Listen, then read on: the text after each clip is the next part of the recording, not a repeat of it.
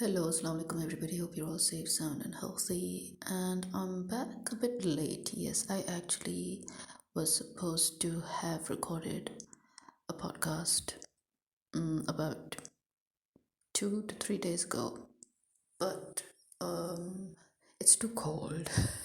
It's really too freaking cold, and also um, just things a life, you can say, came in between. And then I was also thinking, should I, shouldn't I? Because it's a very controversial topic, but it's not something that I am going to shy about. I'm definitely, you know, I hold my stance on that. And it's after thinking about it for a very long time that I arrived at this bitter conclusion. So, well, right now it is 2:51 a.m.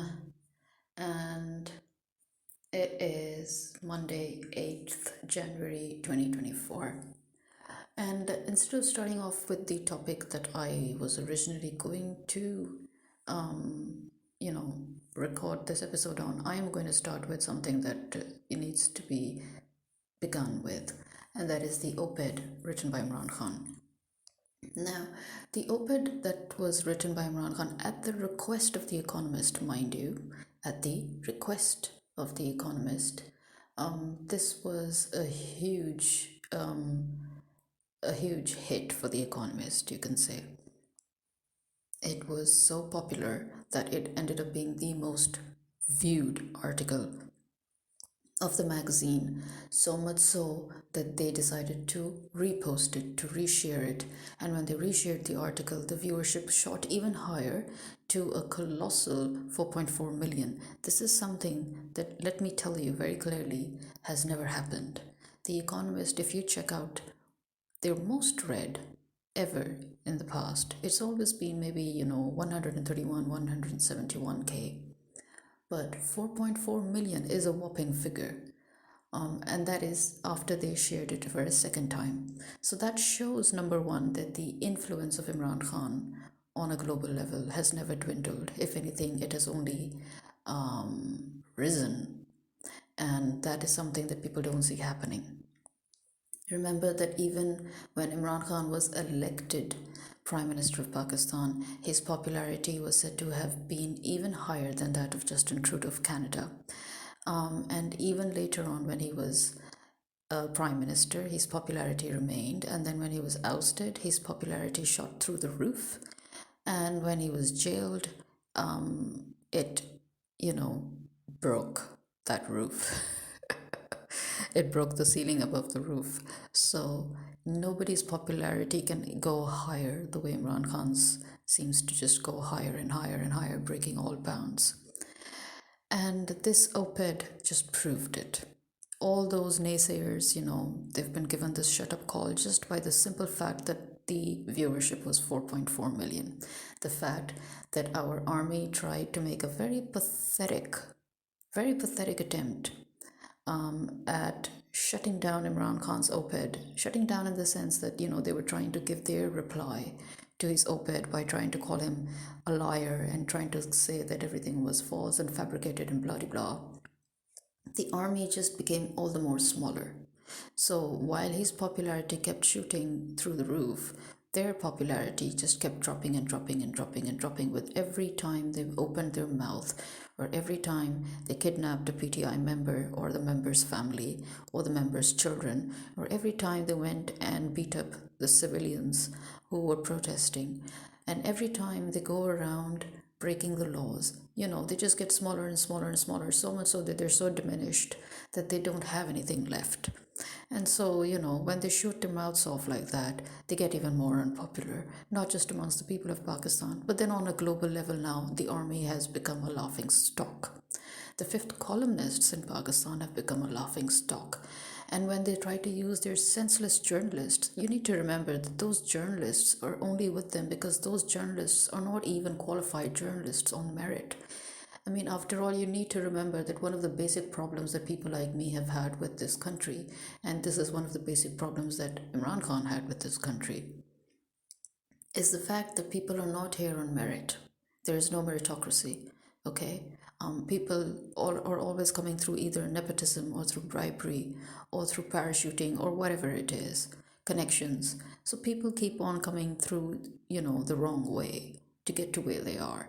And such people, because they know their limits, they know that they're actually not qualified or they don't deserve to be where they are, they will do anything and everything to keep their seats. That includes the judges, that includes the journalists, and that includes the politicians that we see that are moving around, these fifth columnists. So these journalists made a very pathetic attempt at trying to, mock The Economist's, its viewership, the article, the popularity of the article. And The Economist gave a shut up call.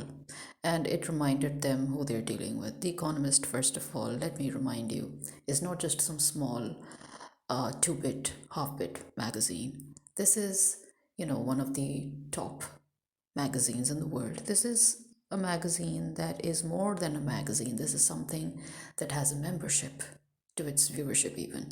You can't just, not just anybody can avail The Economist, not just anybody can reach out and read The Economist.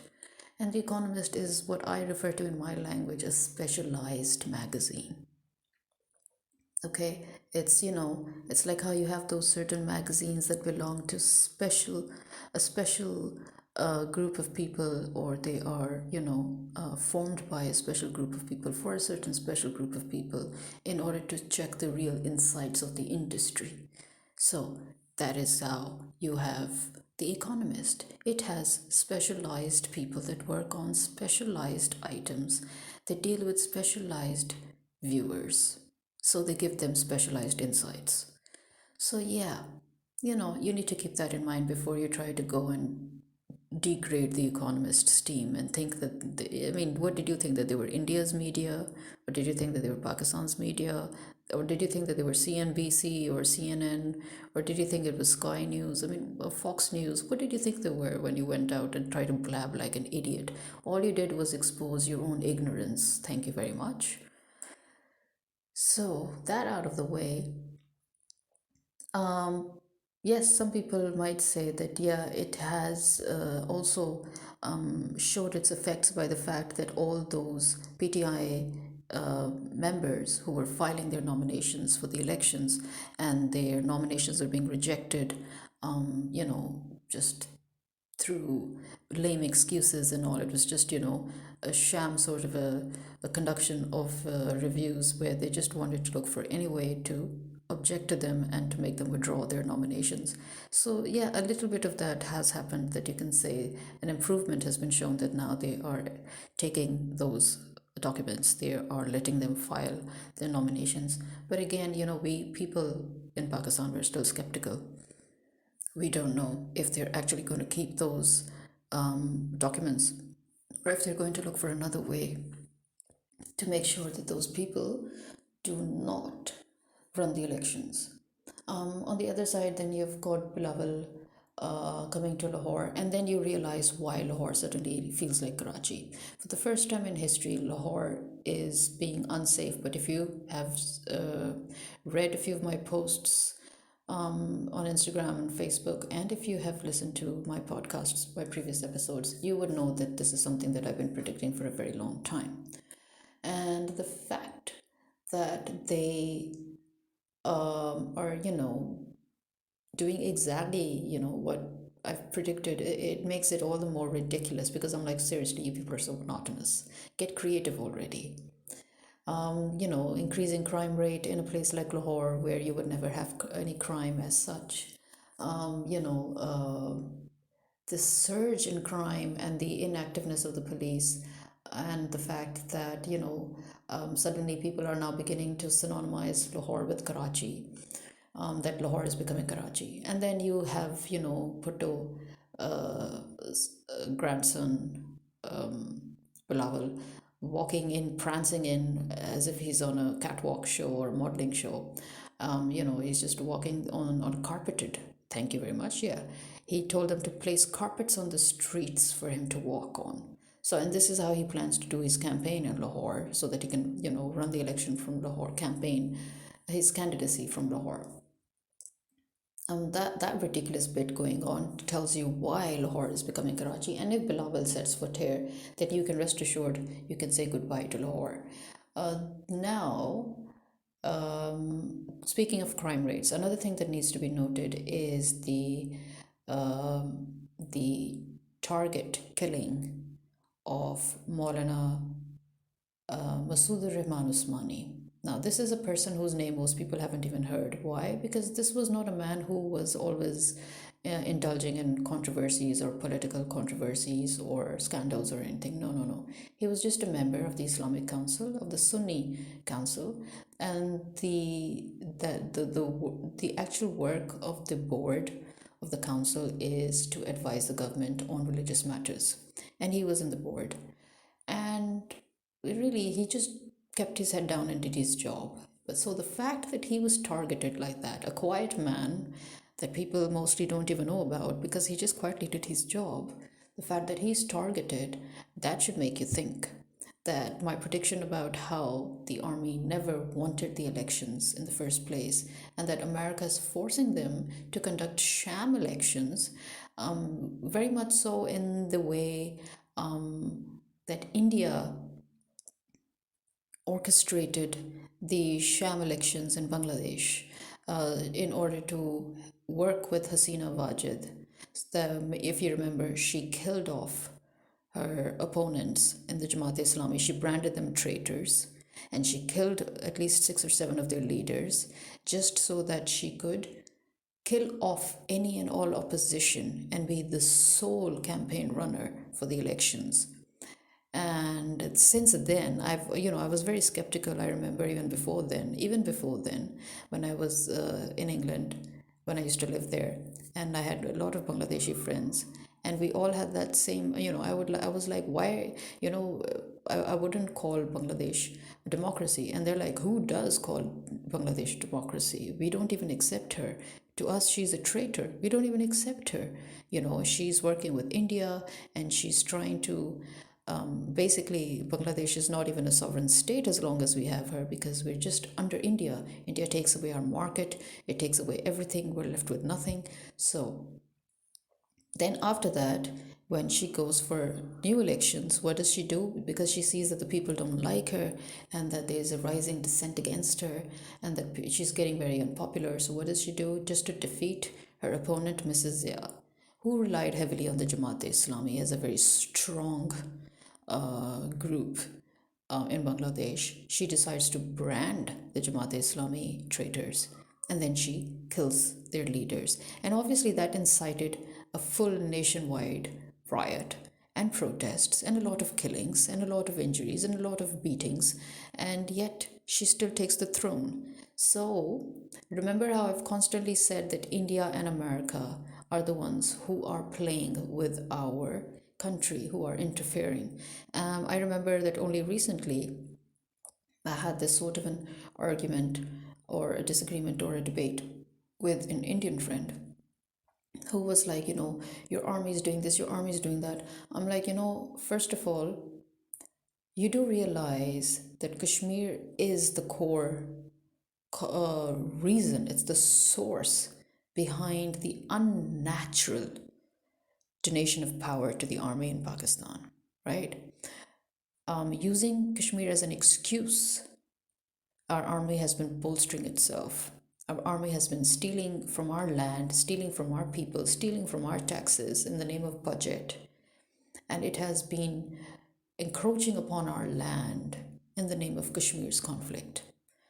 And number two, keeping that in mind, you do realize that your government has long interfered with our governance and with our country, sending in terrorists, working in cahoots with the fifth columnists and with the CIA and even with the Afghan Taliban or rebels, to create terrorist plots and to incite terrorism and to actually, send people to conduct those terrorist activities in Pakistan, right? You do realize that India is actually working with the fifth columnist and with the army at this juncture. in order to destabilize Pakistan. And he's like, no, what does India have to do with it? Well, this is what India has to do with it. The same model that it applied on Bangladesh with the deal, the deal that they made with Hasina Wajid, and that model that they implemented on Bangladesh is the same model that now they're working with America to implement here in Pakistan. That's just one of the ways that is involved, just one of the ways. And remember that India has very openly said that they have invested in Nawaz Sharif. Keep that in mind, okay? They've constantly called him their asset.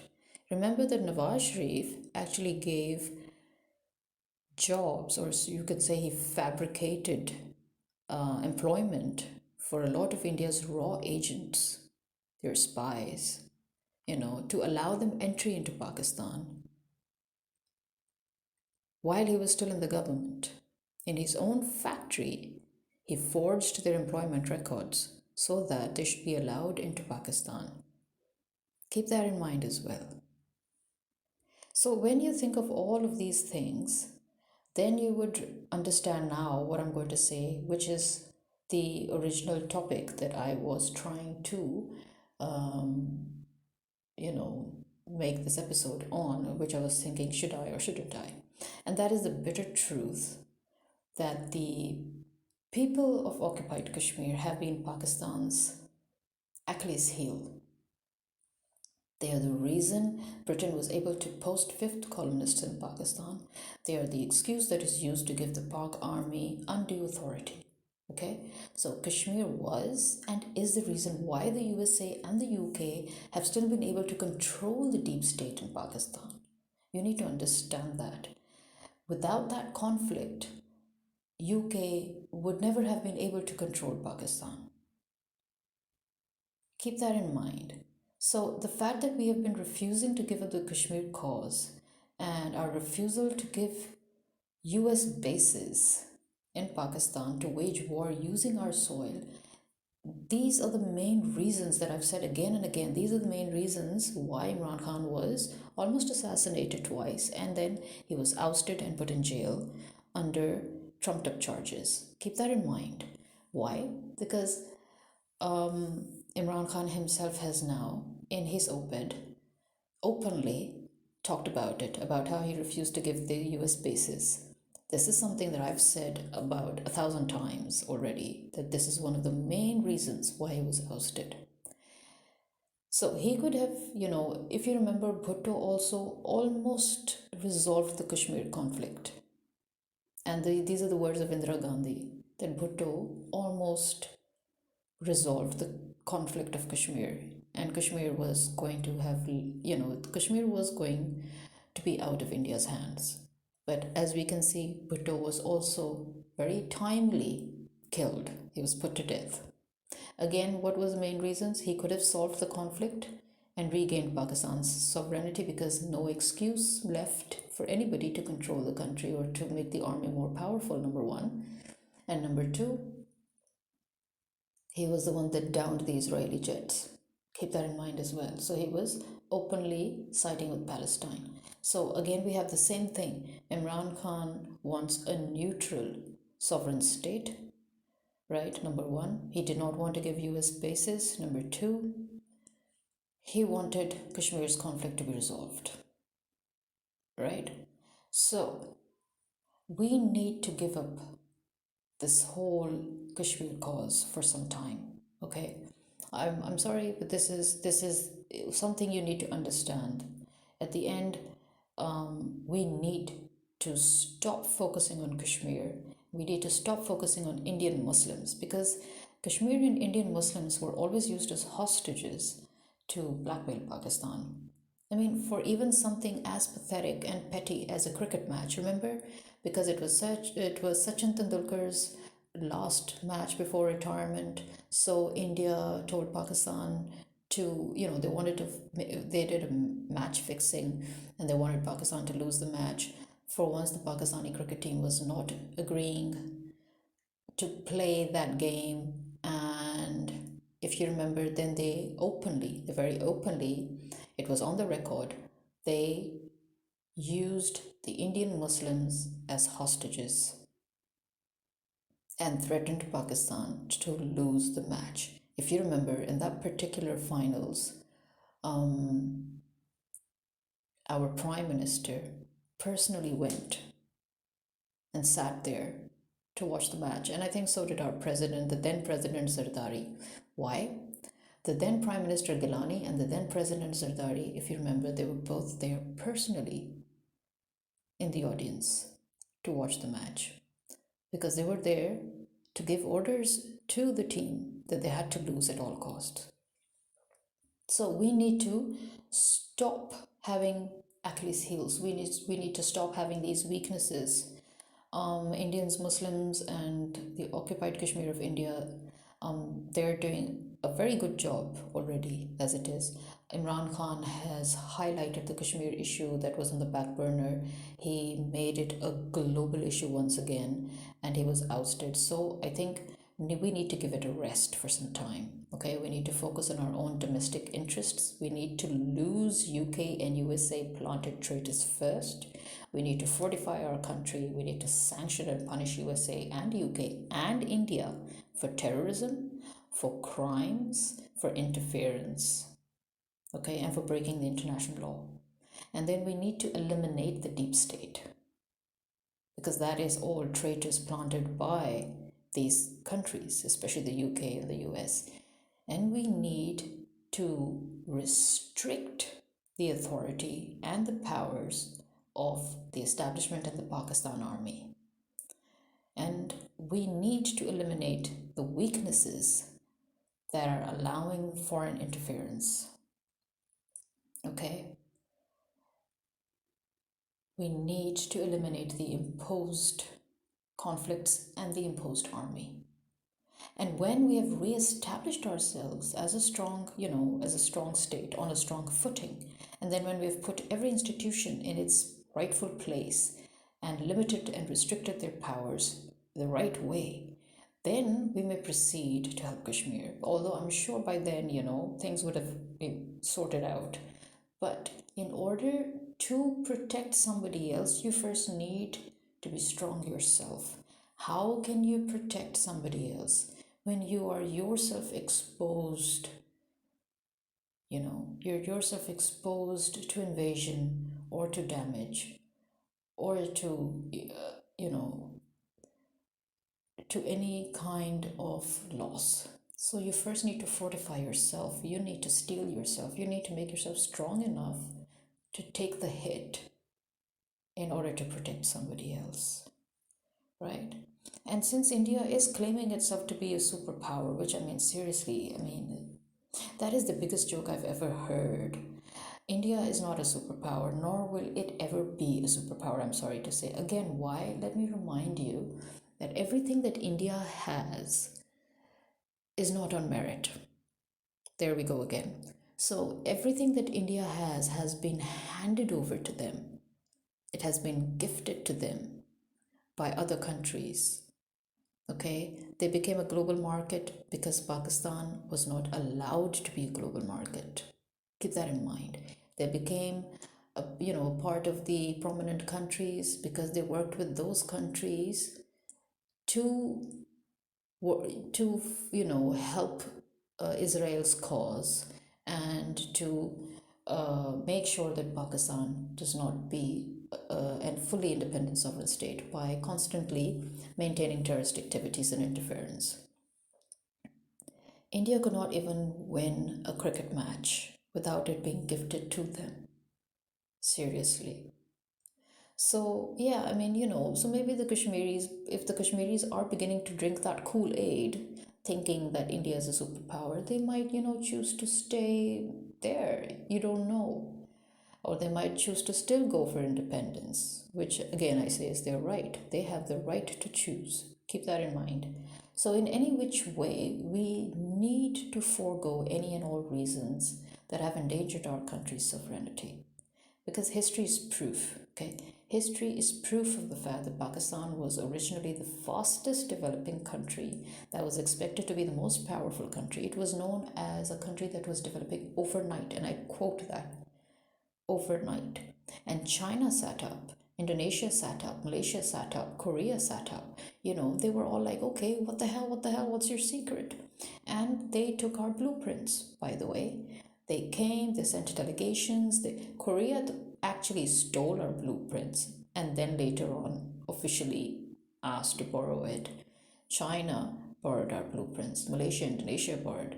And as you can see, our blueprints were really very well made. Our projects were very well pipelined. And that is why these countries shot up. That is why China became suddenly a huge, power. It became a kind of a superpower. Remember, it worked originally on our projects. Similarly, Malaysia and Indonesia stabilized and became very powerful in their own right. Korea developed very fast. Again, this is proof of the fact that our projects, our blueprints that were pipelined, were really well made, and they were made for success. So we need to get back to our interests, because only then will the army, the authority, the undue, the unwarranted, the unmerited authority of the army would diminish, and only then would the establishment take a back seat, and only then will our politicians and bureaucrats be eradicated from within. All the corrupt, all the fifth columnists will be eradicated. We need to understand this. We need to separate ourselves from any and all reasons or sources to be controlled. That is the only way we can work towards a neutral country. That is the only way no interference will be tolerated, and there will be no excuse for any interference to be made. And in that way, we can become a powerful sovereign state in our own right. And that way, then we can challenge India for Kashmir, and we can challenge America, and we can challenge the UK very openly and without any fear. So, this is basically what I reached to. In my humble opinion, this is my conclusion. And it's the bitter truth. We need to face it. So, this is me signing out. Khuda Hafiz.